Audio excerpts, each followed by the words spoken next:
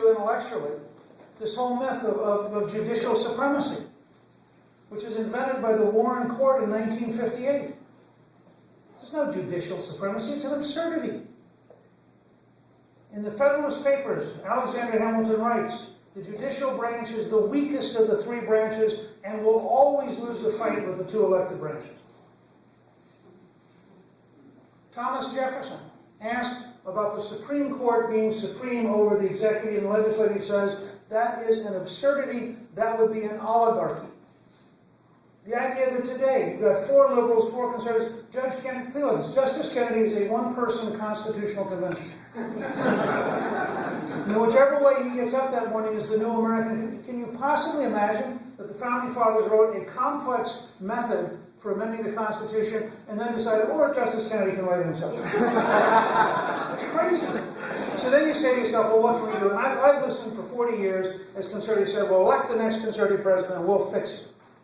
Well, the underlying weight of the courts and the underlying weight of the way they think makes it's not happening. It won't happen. And so what you got to do is redefine how do you bring them back in the house? What did Hamilton mean? They would lose. Now let me tell you real quick the story since I was a history teacher. 1802, Thomas Jefferson passes the Judicial Reform Act of 1802. Now, Jefferson's Secretary of State is James Madison.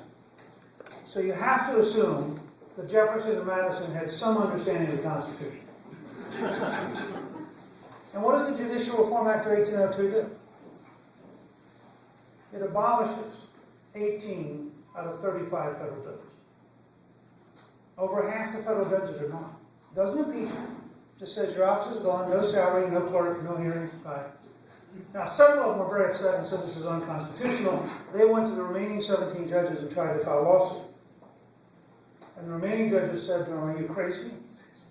If we accept your suit, they'll abolish our court. Now, I want to say, first of all, I am not as bold as Jefferson.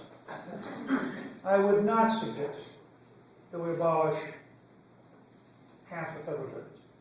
However, there's a judge in San Antonio who on June 1st ruled that not only could young high school students not have a prayer at their graduation, if they used the word God, they used the word prayer, they used the word benediction, or they asked people to rise, he would lock up their superintendent.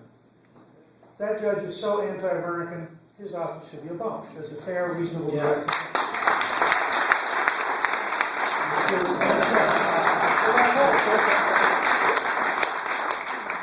My point is, if you're serious about preserving the American Constitution, item number 9, restoring the proper role of the judicial branch, is a debate that we should have started in the 1960s, and it's a debate we desperately need today. Finally, number 10 is we want to implement the 10th Amendment, which is the amendment that says all powers not expressly given to the federal government belong to the states and the citizens thereof.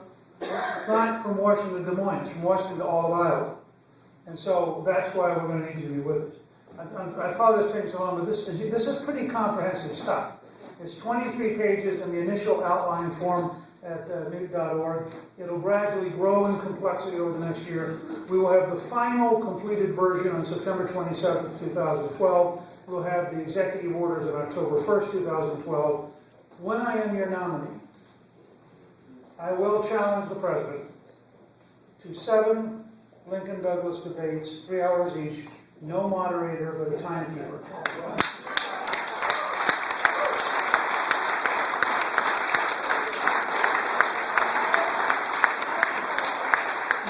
Just 3 hours.